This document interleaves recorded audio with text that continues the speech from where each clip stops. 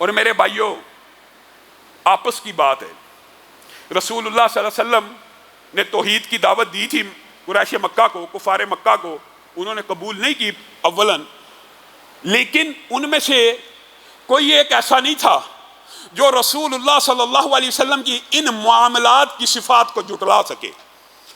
وہ جنہوں نے توحید کو قبول نہ کیا، وہ بھی رسول اللہ کو چلتا دیکھ کے کیا کہہ رہے تھے؟ الصادق آ رہا ہے، الامین آ رہا ہے۔ رسول اللہ صلی اللہ علیہ وسلم نے مسلمانوں کے لیے یہ جو امانت ہے، اس کی اہمیت بازار میں داخلے سے قبل اس لیے بیان کیا میرے بھائیو، حقیقت میں جتنی بھی بیوع ہے، جتنی بھی تجارتیں ہیں، ان کے اندر امانت کا ایک بہت اہم باب موجود ہے۔ جو بندہ خیانت نہیں کرتا، اللہ رب العزت اس کی مدد کرتا ہے، اور رسول اللہ صلی اللہ علیہ وسلم نے یہاں تک فرما دیا، مشہور حدیث ہے، آپ کو پہلے بھی ایک مرتبہ سنائی ہے، حضرت عثمان ایک ایسے بندے کو لے آئے تھے نبی کریم صلی اللہ علیہ وسلم کی بارگاہ میں۔ آپ کو پتہ رسول اللہ صلی اللہ علیہ وسلم نے چند بندوں کا نام لے کے کہا تھا، یہ خانہ کعبہ کے پردوں کے ساتھ بھی لٹکے ہوں تو ان کو قتل کر دیا جائے۔ انہی میں سے ایک بندے کو حضرت عثمان لے کے آ گئے، اللہ کے رسول اس کو امان دے دیجئے۔ رسول اللہ خاموش رہے، کہا اس کو امان دے دیجئے۔ رسول اللہ خاموش رہے، کہا اس کو امان دے دیجئے۔ امان اور اسلام کی قبولیت میں فرق ہوتا ہے، جو آپ لوگ جانتے ہیں۔ امان بغیر اس شرط کے دیا جاتا ہے کہ اسلام قبول کرے یا نہ کرے، وہ الگ بات ہے۔ رسول اللہ نے جس کو بھی امان دی، اس نے بعد میں اسلام کو قبول کر لیا، یہ ایک الگ موضوع ہے۔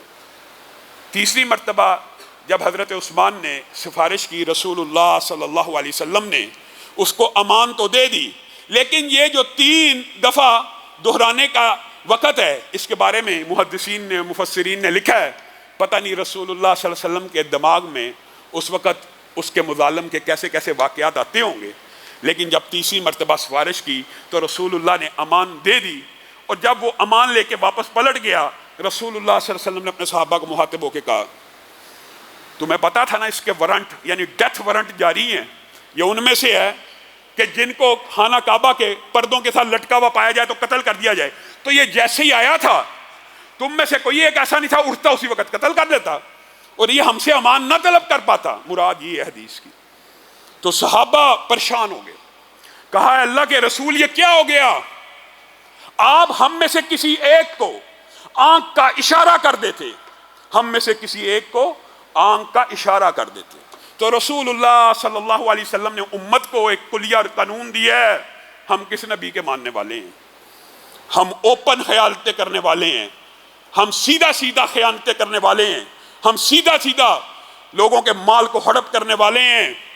اور رسول اللہ صلی اللہ علیہ وسلم کیا کہہ رہے ہیں میرے صحابہ؟ کسی نبی کو یہ زیبا نہیں دیتا کہ وہ آنکھ کی بھی خیانت کرے، اور اگر میں تمہیں آنکھ کے اشارے سے کہتا کہ اس کو قتل کر دیا جائے تو میں یہ سمجھتا ہوں میں محمد صلی اللہ علیہ وسلم آنکھ کی خیانت کرتے۔ آج بازار میں چلے جائیے، آنکھوں کے اشارے میں کسی کو چھری پھیرنی ہے، کسی کو کیسے کیسے، آپ حیران رہ جائیں گے۔ ایک چونکہ ہمارا تعلق بھی ظاہر ہے کاروباری گھرانے سے ہے، بعض ایسی برادری ہیں انہوں نے زبانیں بنائی ہوئی ہیں، گاہک کے سامنے کے گاہک کو اندازہ نہ ہو یہ آپس میں کیا گفتگو کر رہے ہیں، اور اسی زبان کے اندر اندر پورے کا پورا معاملہ طے کر دیا جاتا ہے، اس کی کہاں سے رکھ کے گردن کاٹنی ہے۔ اور یہ رسول اللہ صلی اللہ علیہ وسلم وہ ہیں جو کہہ رہے ہیں میں آنکھ کی خیانت بھی نہیں کرنا چاہتا، اور اسی لیے رسول اللہ صلی اللہ علیہ وسلم نے تجارت کے رہنما اصول دیے۔ میرے بھائیو، یہ باب صرف اگر خیانت کا بیان کیا جائے تو یقین مانیے یہ آپ کے اور میری اصلاح کے لیے بڑا ضروری ہے۔ آپ حیران رہ جائیں گے، خیانت کے باب کے اندر بات آئی ہے تو سمجھنے کے لیے آپ کے سامنے چند ایک باتیں اور رکھ دیتا ہوں۔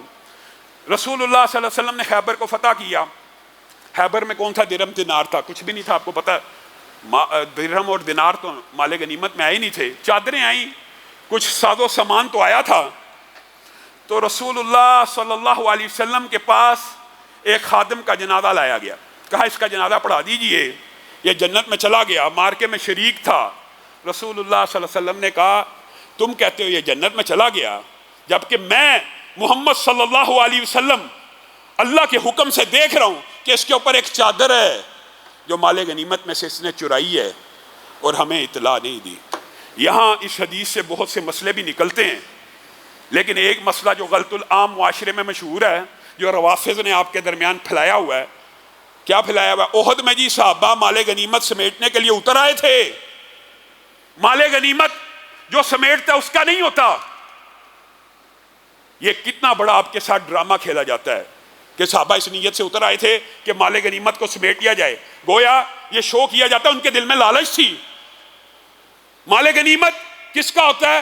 سارا سمیٹ کے کس کو دیا جاتا ہے؟ امیر لشکر کو دیا جاتا ہے، اس کی ثوابدید کے اوپر ہے، جس کو عطا کرے، جس کو دے، جس طرح مرضی بانٹ دے۔ گویا مال غنیمت بھی کسی بندے کا ذاتی نہیں ہوتا، اسی لیے رسول اللہ صلی اللہ علیہ وسلم نے اس حدیث میں کہہ دیا، میں تو اس کے اوپر ایک چادر دیکھ رہا ہوں، اور اسی لیے کہا تم میں سے کل قیامت کے دن، امتیوں کو یہ فرمان ہے، تم میں سے کل قیامت کے دن، کیونکہ سب مسلمان ہیں، رسول اللہ صلی اللہ علیہ وسلم نے مسلمانوں کی سفارش کرنی ہے، ہمارا عقیدہ ہے، اور بالآخر رسول اللہ صلی اللہ علیہ وسلم جہنم سے ایک بہت بڑی تعداد کو آزاد بھی کروائیں گے، یہ ایک الگ باب ہے۔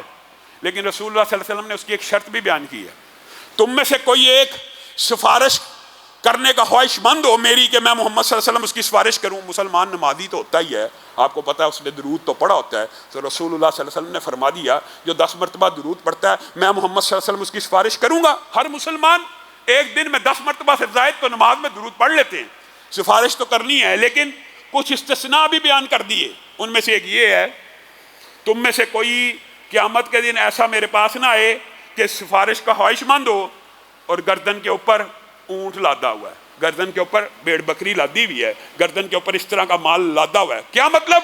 خیانت کا مال اس کی کمر پہ نہ ہو، پھر ہی میں محمد صلی اللہ علیہ وسلم اس کی سفارش کروں گا۔ یہ بات ہے، چند چیزیں استثنائی ہوتی ہیں۔ رسول اللہ صلی اللہ علیہ وسلم، خیانت تو بڑی دور کی بات ہے، خیانت تو بہت بڑا جرم ہے۔ رسول اللہ صلی اللہ علیہ وسلم مقروض کی نماز جنازہ نہیں سے پڑھایا کرتے، مقروض، حالانکہ قرض لینا یہ اسلامی بازار کا ایک ادب ہے۔ رسول اللہ صلی اللہ علیہ وسلم مقروض کا بھی جنازہ اس وقت تک نہیں تھے پڑھاتے جب تک کوئی اس کے قرض کی ذمہ داری نہیں تھا لے لیتا۔